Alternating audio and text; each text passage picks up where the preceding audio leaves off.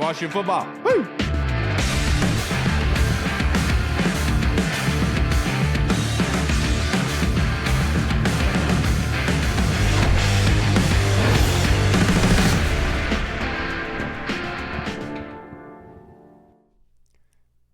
Hello, everybody, and welcome to the Burgundy Zone. I am your host, Kyle. I think I'll be joined by Reed here very, very shortly, but coming off of the win against the New York Giants, Washington wins 21-18, which was an incredible game. Obviously, we were able to see the UK guys. That was a fantastic time. The whole tailgate in the Redzone Lot with the Command the Corner crew, with seeing Deuce, being with obviously Andy Burrows, the UK boys being in town for the weekend, being able to see them was fantastic. Obviously, this is not my normal backdrop. That I'm at my parents' house because I came to the game today instead of driving back home. I thought I'd come on here and be able to give you guys a little bit of video here, just highlighting today's win because it was an electrifying, to say the least. Went down to the last, obviously, minute. So many different things happened. Didn't seem like either team wanted to win. But before we get into all that, the title of tonight's episode of the Burgundy Zone is Austin Powers. Thanks, shout out to Austin Seibert, who came into this game and not only was breaking records, but won the game for us. And so that was awesome to see. But the Burgundy Zone is a part of the Frederick Podcast Network. You can find out more by going to www.listenfrederick.com. That game starts out, everyone is feeling really good. I mean, the atmosphere in the tailgate was out of this world. It was so much fun. Steve Lim, I even made a comment to Steve Lim. I was like, dude, are you going to keep cooking the whole time, or are you going to actually enjoy yourself? And he said he was going to stop at some point, but the whole atmosphere, everyone was having a great time. The parking lots were filled to the max. I remember making a comment saying, wow, like, I haven't felt a feeling like this with Washington in quite some time. We sat in section 217, Hull and I, who will not be joining me for this episode. He was pretty hurt when we were leaving that. But going into it, my keys for this game were rushing for over 4 yards per carry. Was obviously not going to be turning over the football. No explosive plays on defense allowed, right? I thought the turnover battle, I thought 5+ sacks are going to be necessary. Obviously, they only got 1 sack provided by Clellan Ferrell. But today's game, really, I know Austin is going to get a whole bunch of just eyes on him, just based on him making the field goals, breaking records, obviously being the only points scored. But Washington being 0-6 in the red zone is something that has to be corrected going forward. And I think that that's something that we saw today where even though they can't get the touchdown to get them over, right, they were able to at least continue fighting in this game. And it seemed like nobody wanted to win. It seemed like the Giants didn't want to do it. I remember going that fourth down, heading into inside the 2 minutes of the fourth quarter. They're at 4th and 4. I remember making a comment because we had a bunch of Giants in front of us because we were on the away side. So we were section 217 away side, which was underneath of the overhang, which was sitting in the I'm not gonna lie, sitting in the shade the whole time was awesome. It was a good atmosphere, a good time. Besides the Giants fans, and there was a plethora amount of them, but like with Washington fans, you kind of can, that like as a fan base, it's hard for us to continue getting hyped up on these third downs where they don't end up stopping them, and it's hard to do that. But Washington was able to get some stops in the second half. That was really the big difference in this football game. On third downs, Giants were 4 for 8. Washington was 7 of 14. Obviously, the Giants were 3 for 3 in the red zone, while Washington was 0-6. But the missed extra point by New York early on by Graham Gano was huge. Obviously, it's a difference in this football game. But that forced the Giants to have to go for 2. And Washington was able to get a pick on the first one, I believe by Percy Butler, even if that wasn't a pick. But then the second one they failed to as well. And so what happened is it bumped those points down more and more. So as much as it seemed like New York was putting themselves in position to win, in reality, they were just going lockstep with Washington. And it was like each team just doing enough to be able to keep going. But I will say, man, Jaden Daniels, seeing him get nicked up on the ground there, I kept saying, I was like, please just get up. Please get up. Please get up, my man. Please get up. And thankfully, they only went out for a play. But the story of the day is Brian Robinson. 17 carries, 133 yards, averaging 7.8 on the ground. That is just amazing. One catch for 3 yards. Austin Eckler, 8 carries for 38 yards. And then he had a 4.8 on the ground. And then having, I think, 3 receptions for 47 yards. The running backs are showing you really that they are the identity of this offense. Zach Ertz coming through with that big time catch on the sideline, being able to rip that away from the defender. That was almost a microcosm of the game, of Zach Ertz ripping that ball away from the Giants DB to say, no, this is ours. Because that last drive going down the field, we were all kind of worried about what was going to go on there. But the fact that Jaden was able to stick that ball on Noah Brown, who this first time showing, and he really showed himself. I will say that right now. Noah Brown had 2 receptions for 57 yards, and they were huge. That first catch where he's diving up, catching it, rolling on the ground, I'm sure he was feeling it a little bit there. But Washington having the propensity, the ability to go win the football game when they needed to. How many times have we seen these Washington teams be put in this position, right? 2 minutes left. You have the ability to go down the field and score, get a field goal to win the football game. But more importantly, you have to be able to liquidate that clock in order so the Giants do not have the ability to come upfield, and which was really the whole sphere of the game because Washington dominated the time of possession with 37 minutes and 32 seconds compared to the Giants with 22 minutes and 28 seconds. So 15 minutes more of time of possession, which is huge when you look at it from what happened last week against the Buccaneers, where the defense was on the field a heck of a whole lot. And those guys got tired. They were getting worked, and it was very, very hot. Obviously, today was hot in its own right, but it was not the Florida weather at 100-degree heat, right? So this is completely different. And the Washington did a good job of having sustained drives, continuing to move down the field. And as much as we'd like to see Terry McLaurin get involved more with only 6 receptions for 22 yards, Deonte Banks is going to talk. It's what he's going to do. But Terry being able to keep his cool throughout that game and helping them in any sort of way. I know that there was one play where Olamide Zaccheaus takes a end around to the outside, and it's almost like a toss play almost, but I think it's considered a pass because Jaden threw it in front of him. But Terry blocks his guy to the outside. Olamide goes outside, ends up getting tackled for no gain. Hall made a comment like, Terry's getting blown up there. He's got to solidify the block. Where I'm looking at it saying they've got offensive linemen 5 yards upfield. You got to cut that inside, my man. Like, why are you taking that outside? But today is not for complaining. It left on a good note and a great note at that. Jaden, the fact I think the Washington fans can walk away with this game and feeling very, not strengthened, but feeling a good idea of what lies ahead was in that fourth quarter, was in that 2 minutes. Because many teams in Washington's past would have fallen flat on their face. They come out, they don't get anything on the toss play to Austin Eckler to end the 2 minutes. It's 2nd and 10. Jaden comes out and rips that thing to Noah Brown in the middle of the field, picking up that 38 yards to move up. And that was just monumental. And then Jaden Brian Robinson being able to get more yardage upfield and Jaden Daniels taking it to the sideline. You would have liked to see him stay in bounds there, obviously. But at this point, you're down on their goal line. It's your game to lose at this point. And for Austin to come through and nail all 7 of his field goals just goes to show how important it is for a rookie quarterback.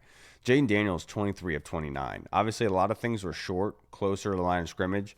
One of my issues that I'll have with the offense at this point, we were kind of talking about it in the car with Arch and who we rode down with, him and his wife. And we didn't know where we were going to park. So Arch reached out and he said, look, man, my wife and I could pick you up in the lot. We can bring you over. We have red zone tickets, red zone parking pass. So we ended up getting scooped by them. Thankfully, thank you, Arch. It was a great time with him and his wife. We really did have a good time. And we get there and just going into it thinking and knowing that you could have something go wrong and it doesn't. Jaden puts that ball where it needs to be. Noah Brown catches it. It almost makes you wonder, like, come on, man. Like, why couldn't we be doing this all game? Which goes into, like, my kind of issue with the offense. Every first down, there had to be an issue. There had to be either a penalty, a blown up play, or somebody doing something stupid or just getting blown up. It was like we were starting second 11, second and 13. Everything that comes on first down, expect the perimeter outside, quick throw, outside run, something along those lines. But then when you look at Brian Robinson averaging 7.8 on the ground, you're like, man, why aren't we running the ball more? Like, why aren't we using that on first down more? Because we could be using that to at least gain positive yardage. But the penalties themselves were an issue today. I mean, 10 penalties for 69 yards compared to the Giants, who had 5 penalties for 20 yards. Washington just wanted to shoot themselves in the foot as much as humanly possible. And leading up into that 2 minutes, it seemed like no team wanted to win. But then Washington, like that Zach Ertz catch on the sideline where he rips away from the defender, Washington said, you know what, we're tired of this. Give it to us. And that's the weird thing about it, because the momentum continued to shift because the Giants were able to get some touchdowns there that seemed like they gained a little bit of momentum, but then the missed 2-point conversions really did take things out of you. And then I know Malik Neighbors has to be sick, man, dropping that 4th and 4 pass, but I'm happy they went for it, to be honest with you. I didn't want to go into overtime with this. I wanted to be able to end it. And the fact that they were so confident that they could get that 4th and 4, which they obviously should have. You should have held on the football, but guess what? That's football, man. Welcome to the NFL. I'm sure Jaden Daniels is giving them maybe a bottle or something, saying thanks for not holding on to that one. But he went off in his own right. That's another discussion where Mike Davis, everybody and their mother could not contain Malik Neighbors. He was able to shake some guys free. And that's got to be something you got to hamper out a little bit. I thought they did better on defense on the screen game. In particular, is one of my big keys from last week. The Buccaneers destroyed us in the screen game, but Washington was able to shore that up just a little bit more. The explosive plays, I'm not going to say they're explosive, but it seems like they have an issue with covering the mesh concepts. Whenever you have a guy dragging across the line, the actual field, getting trapped up by people, Benjamin St-Juste just seemed to not be able to keep up with Malik Neighbors on those crossing routes. It seemed to be a really big issue. But the fact is that this game came down to the 2 minutes, and Washington said, we're going to go win it. And they did. And credit to them. They did exactly what they needed to. It wasn't like you could blame the refs. It wasn't like you could say that they were put in this position by them. Not at all. Washington went down the field in a fashion that we are not normally accustomed to with our quarterback play. Usually there's something going on. They went out and drove down that field when they needed to. And that's the biggest and most important takeaway of today. I know some guy on Twitter was saying anybody that's happy with this victory is blind. Look, can we just enjoy the W, my man? Like, this is hard to come by. Dan Quinn is 7-0 now against Daniel Jones and the New York Giants. As much as they didn't have a stellar, amazing day, fact is we walked away with a W. And it was hard to be able to get there. It's the NFL. It's hard to do it. But Washington has things to work on, of course. But you walk away healthy. You're feeling good about it. The healthy scratches were a big head scratcher going into the game, not having Jamin Davis at our disposal, Derek Forrest being inactive as well, and already being down Emmanuel Forbes. You could see Washington scrambling to find a remedy to be able to stop Malik Neighbors. They were like, okay, this guy is a problem. We have to be able to do it. And luckily, Benjamin St-Juste was able to do enough. That one tip ball that he had on the sideline where he went to the next level, dude. It was like he was dunking a basketball. It was absolutely beautiful to see him make a play on that football. The turnover on the sideline, that's one of the big difference makers here. You know, that equal to 3 points going to our side. That really was a big difference in this football game. And thank goodness for Jeremy Chin being able to jump on that ball. It just seemed like it was floating out there. Like all of a sudden that ball appeared and like, oh my goodness, boom. And I thought the biggest play of the day was that Brian Robinson run where it was a 4th and 1, 3rd and 1. Somehow squeaks around the line of scrimmage. The Giants defender, the DB, is just blown away the fact that he's there. He's like, oh wait, let me grab onto him. It was a really roller coaster kind of day, because as much as you want to be let down by it, we do have to remember and just take into consideration that they did what they needed to, inch by inch, all the way down that field. They got down there. They were put in bad situations constantly with stupid penalties, which they're obviously going to work on. Too many false starts, offsides that were a thing to come up here and again. But Washington did what they needed to do to win that football game. And they are not walking 0-2 in a week 3 going against Cincinnati. They're going in 1-1. Yes, they have a plenty to work on, but it's a huge W for the organization. With Josh Harris, Adam Peters and company, first game for them at home. I thought the energy was there from Washington. It's hard for us to keep that energy knowing how things can go.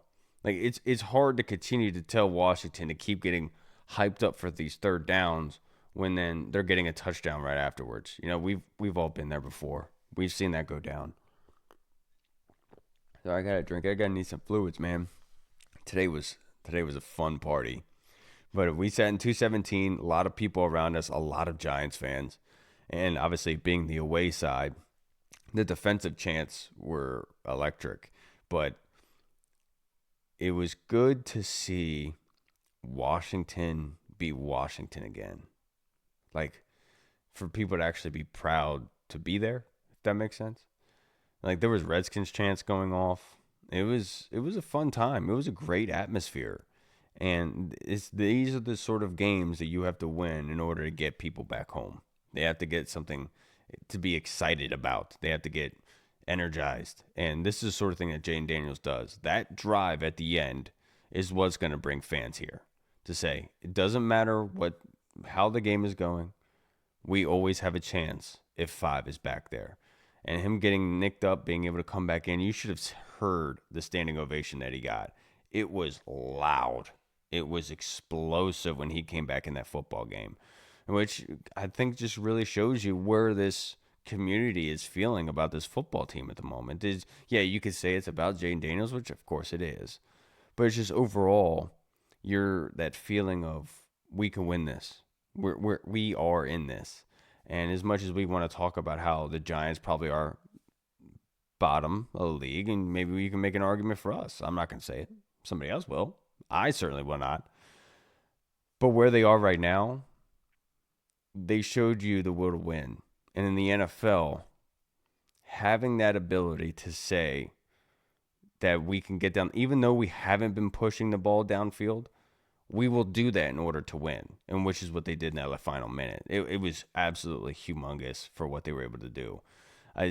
The pass rush was not where you would like to see it, especially with Daniel Jones being able to just sit back there, diagnose. I mean, how many of those deep ins, deep outs did we see, cutbacks that we saw with Malik Neighbors, Daniel Jones, where I know St. Juice is playing over top, making sure nothing gets behind him. But also at some point, you got to make a play on that ball. That ball's sitting up there like a duck, man. You got to be able to make a play on it. And it just seemed like Daniel had plenty of time to do so. The running game, especially on defense, needs to be shored up just a little bit. Too many missed tackles, man. Jeremy Chin, yes, he got the fumble recovery, but that guy is Mr. Dive at your feet. Chin is certainly what he's doing. Bobby Wagner, I thought, had a very good game. He himself stepped up when he needed to in terms of the screen game and the run game, making those plays. At Tampa, you saw him make the plays at Tampa in the run game, but it was much more so in those run-dominant, one-dimensional type of, they were trying to run the clock out type of moment. In this game, he was actually able to blow some things up. You did see New York take advantage of him one time on a rollout, play-action rollout to the running back and be able to get around on Bobby. But for the most part, I think he did a very good job of being able to nullify what was presented to him, what was put into his lap. He did a very good job. But Austin Seibert being able to come in here and nail all 7 was obviously the huge difference in this game. And that's credit to hat tip to him. Glad that he got the game ball because he certainly deserved it. I thought Brian Robinson deserved it in his own right. Holding on to the ball, Washington didn't turn it over, which is monumental for this game, especially these divisional games. For some reason, it's hard to beat New York for Washington, but when we do beat them, it comes down to the wire. It goes back to that Ricky Seals-Jones toe tap in the end zone type thing. It was good to see Diami Brown get in the mix. Obviously, he missed that one touchdown reception, but the biggest play of the day, I think most explosive play of the day, you could say, was probably that Austin Eckler return for a touchdown, the kickoff, which electrified the place. You should have heard it. If you were like the TV recordings, don't give it justice for how loud it was when that play went off. And of course, there's a holding penalty going on. It just brings back the Brandon Banks memories of every time you return one, it's going to get called back. It just seemed like it was going to be that kind of day. But like, I know, look, man, future is bright, Washington. I think we can be very happy with where we are today. Look, don't let anybody crap on your sunshine. All right, we're all rainbows today. We got the W. We have a hard matchup this week against the Cincinnati Bengals. Enjoy this win, man. These are hard to come by in the NFL. You have a rookie quarterback. Your defense is not playing to the level that they are capable of. I think we can be honest about that. There's a lot of things to shore up. There's a lot of weaknesses that teams can exploit. And going against somebody like Cincinnati with that wide receiver group, they certainly can use those mesh concepts to be able to destroy you. And so for the time being, let's enjoy it. There's things to learn. We beat a division rival. We're 1-0 in the division. The Cowboys lost.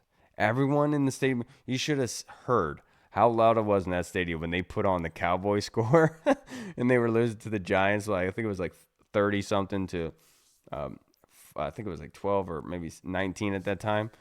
Everybody in that stadium was rocking. And I said to Arch, I was like, can you imagine what this stadium would be like if it was all Washington fans? I mean, it'd be deafening.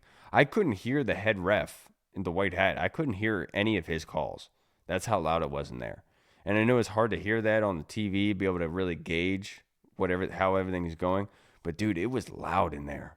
And everyone was hyped up. It was a perfect, beautiful day. Just clouds and absolute sunshine. And Washington did what they needed to do. I felt good going into this game. I don't know why, but I did. Felt good going into it, and they were able to walk away with it. Jaden Daniels, 10 rushes for 44 yards. Every time that he went out there, like at first you saw him starting to get back into where he was with Tampa, where he was trying to just make something happen, right? Later on in that game after the injury, you definitely did not see him still using that a lot. When he got injured, that first pass afterwards, I think he throws like an in route to Terry, and it's off in accuracy, but you see in his footwork, he takes that drive foot, puts his left foot down, and it almost slips a little bit. He hobbles as he throws that ball, which makes it inaccurate. So it definitely seemed like that whatever did happen to him was affecting him, but it wasn't there in the second half. He was a completely different animal there. And credit to this football team. That was a team football win. They didn't allow any explosive plays on special teams. They were able to nullify what they needed to nullify. And Malik Neighbors was able to do some things and extend them on third down, which continues to be an issue going forward. Obviously, 50% today, it's better than we were last week. But you could feel good about where this football team is, in my personal opinion. I just think that you have to learn how to win, essentially. And what they are learning as a team is that with number 5 back there, you will have a chance. You just got to keep it close. And you can trust number 5 in the crunch times to make the plays when you need to. And that's not something every team has the benefit of. A lot of teams out there are struggling to be able to find that in the closing minutes to be able to generate the yardage to put you in that position. Because you have to think about it. Even if Washington was down 4, they were in a very good position to win that game because they were up on the goal line. They were up there, but they just wanted to liquidate the clock. Obviously, Jaden knelt it, but at least you're in the position. Like, they still could have been able to do it. And this is a good defense. Kevin O'Connell and the Minnesota Vikings, I poo-pooed them in the preseason with all their injuries, but they're coming out playing, man. And no disrespect to the Saints either, dude. They're blowing the doors off everybody, almost scoring 100 points. They're actually kind of insane. Now, let's get into some fan questions before we wrap this up, this little recap here. This one is from the Discord, from our guy, Mr. Tim Towner. His question is, let's hear your thoughts on the personnel decisions made this week. Inactives, who needed more snaps, who needed fewer. I don't want to say what I want to say. Jamin Davis being inactive, you could definitely feel it. The pass rush wasn't there. Farrell obviously got his sack, which was a good one. But you needed more pressure on the quarterback. Even when we sent more blitzes, they were able to nullify them pretty well. Daniel was able to make some things happen with his legs a little bit to abandon things. Tackling seems to continue to be an issue, especially on the quarterback. And then overall, but I thought Derek Forrest being inactive, I was still head scratcher myself. The one touchdown given up to Wandale Robinson looked like it was a zero blitz. They sent everybody, and New York just runs a simple out route with Wandale, enabled pitch and catch for him and Daniel Jones, and Mikey Samer still wasn't in coverage. But one of those things that you wonder, like, why can't we get an opportunity like that? Like, I know that you want to do zero coverage to be able to force things, but it just seemed like it was pitch and catch and easy for the Giants, where we're having to bite tooth and nail to be able to get something, in the red zone. But it's one of those things that you would like to see. I think Jeremy Chin is having his issues. Obviously, he comes up in some plays when he needs to. But I think that Derek Forrest would honestly be a huge addition to this secondary. When you have Emmanuel Forbes being out, you're struggling to be able to contain Malik Neighbors. At least have somebody over top in coverage in that sort of regard. And we got to work on those mesh concepts. But in the inactives, I don't really have much quarrel there. I think Beller did a very good job being called up from practice squad for special teams. That wasn't an issue today, thankfully. That could have been a huge difference in the football game. But for the most part, I think they did a good job with what they were given. They didn't get any explosive plays. You didn't see the big miscommunications happen where you're getting deep touchdowns down the field. It's much more so of what you're being called, your weaknesses on that play, and New York having a play designed to counter that weakness. And that's the things you kind of got to, you got to work out as a coaching staff to be able to limit those a little bit. I think for the most part, they did a good job. The next one from Tim Towner. Let's hear some of the tall tales from pre- and post-game gatherings. It was a good time. I talked about it a little bit before. But it's just, if you come to the Redzone Lot, come to the command corner, tailgate in the Redzone Lot, which is, like the players lot is here, and then the Redzone Lot is back here. And if you come to this back corner over here, that's where like the hog farmers are. James Jubane, you got Aaron out there. Steve Lim, Eddie was cooking up. He was making some tacos, wasn't able to have any. I told him I was going to come over and see him. We were able to see Yam and all the UK boys. It was a great time. Actually, Andy gave me a Dunstable jersey for my son, little kid's jersey. I'm very excited to drive back tomorrow and be able to show that to him. But it was a really good time, dude. Everyone, like, there's people just giving out shots. Like, you could walk up, have whatever food you want. Some dude was walking around with a bell. Whenever you walk around with that bell, you'd have to go up and take a shot from his tailgate. And the red zone is where to be. I don't know where you guys are tailgating at. I'm not sure how much you like it or not. But I'm going to tell you right now, come to the red zone, to the Command the Corner tailgate, and it is a great time, a friendly atmosphere, and there's plenty of people to talk to. You don't have to be on social media there. Just come over and just start talking. You'll have a great time. Lots of pictures, lots of people walking around with good drinks and just fun vibes. Not that many Giants fans walking over there this year.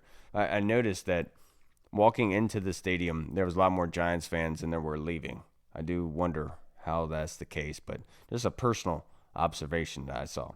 Next question from Tim Towner. Play one and cut one. Michael Davis, Emmanuel Forbes. Michael Davis does not have a good day. And that's putting it lightly. And he's not going against a slouch. Okay. Malik Neighbors did a very good job today. He came to play, except for on that fourth down, which I'm very grateful for. Honestly, I owe you one, Malik, dropping that, because we needed that badly. And my voice is obviously hurting a little bit from the game. Damn, play one, cut one. Honestly, I think I'd play Emmanuel Forbes.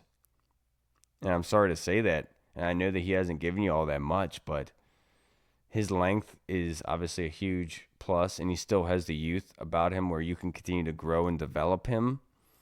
He's going to need this time to really get better at his craft, man. Like, he has the tools. He just needs to work on his speed and his agility. He needs to get up to speed in that aspect and his mental game, because that's all that's stopping him at this point. You've seen in this defense, the opportunities are there. We saw it with Benjamin St. Juste last week, almost coming down with that touchdown. Benjamin St. Juste making plays on the ball this week.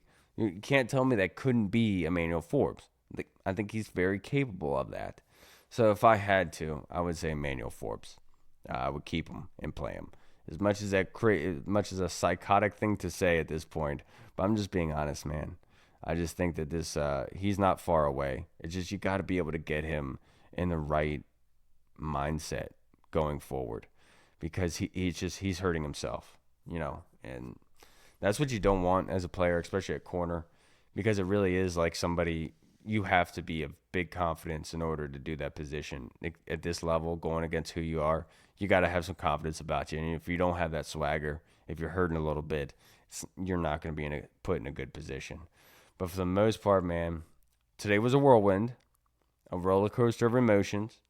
This episode is called Austin Powers because that man Austin Seibert kicked in his superpower today, just knocking in field goals, which is all we needed to win. Ha, New York. I feel good about it. I probably shouldn't feel as good as I am, but dude, it's a W. I'm not going to shy away from it. I'm not going to poo-poo it. Nobody's going to matter. Nobody's going to care how this W came into fruition at the end of the season. All that matters is you got the W. It's a divisional winner. We slayed the dragon, finally. Even though we had a good game. Daniel Jones did have a good game. We were better.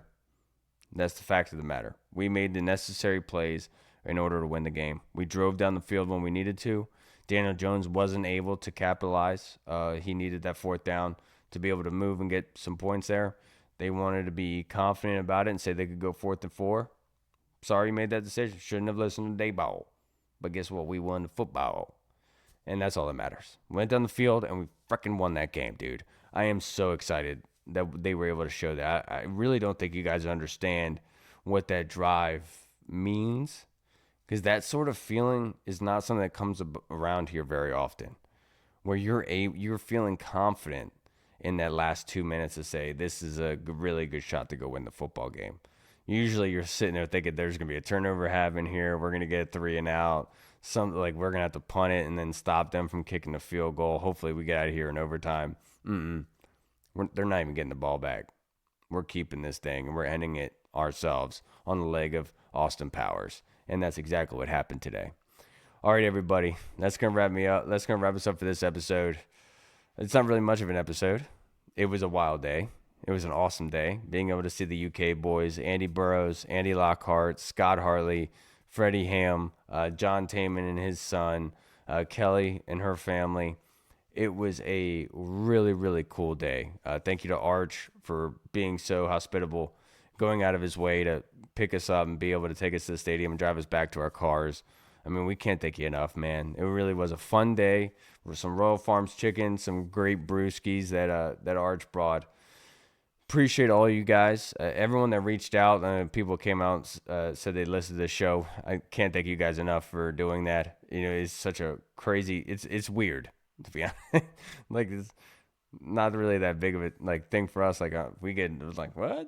But, I was out there in my Podfather jersey, and if you reached out, we appreciate you, man. It was a really good day, and you guys made it that much better. The UK boys, I hope you guys fly home safe. Have a great time, and have a safe ride. We'll see you guys again on Wednesday for a brand new episode of the Burgundy Zone. It's been a fun day.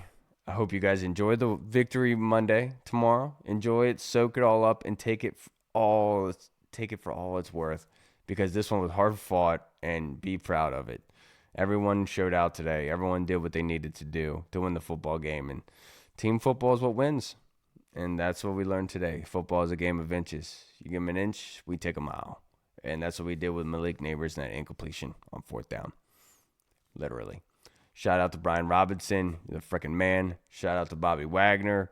You did your thing today, big man. I talk crap on Wednesday about the linebacker position, and Frankie Louvu led the team in tackles with 11. Bobby was 9th, obviously. But we got to get out to quarterback. We got to bring them down. We got to be able to suffocate them better. I thought Brandon Coleman, when he was in there, it was hard to I got to go back and watch the All-22 of how he personally did. But it definitely seemed like their edge rushers were able to get a little bit more penetration on us today than that you would be accustomed to. Seemed like Jaden had to make some things happen a lot, and that's something you do want to bring down a little bit. But that's where the running game goes in, and seeing that play action, being able to use that read option they kind of tried to use and did put us in some bad positions because their edge defenders were able to get upfield very quickly. And so that's something that going forward we had to be quicker with in that read option sense, knowing with what is on the other side of the football and being able to get the ball out of our hands quickly because we are giving up a little time there. All right, everybody. I know it's long-winded. It's hard day. It was a great one. I'll take this any day of the week, dude. We got a dub. Happy to see it. It was awesome to be back at Northwest Stadium. North. It was a great time to be with everybody, to see everyone. If I forgot anyone, I am sorry. We love you guys. If you made it this far, you're a frickin' champion. I'm Kyle, and we'll see you guys on Wednesday. Washington football. Woo! What's up, everyone? This is Kyle from the Burgundy Zone. We are releasing our own merch to support the show. If you want to rock the Burgundy Zone logo or you want to see Reed's face on your shirt, we got it. We're starting with t-shirts, hoodies, and zip-up. So if you're a fan of the show, make sure you snag one before they are gone. Check out the link in our bio on Instagram, or you can find the link in the description of the video. Thanks again for all your support. Until next time.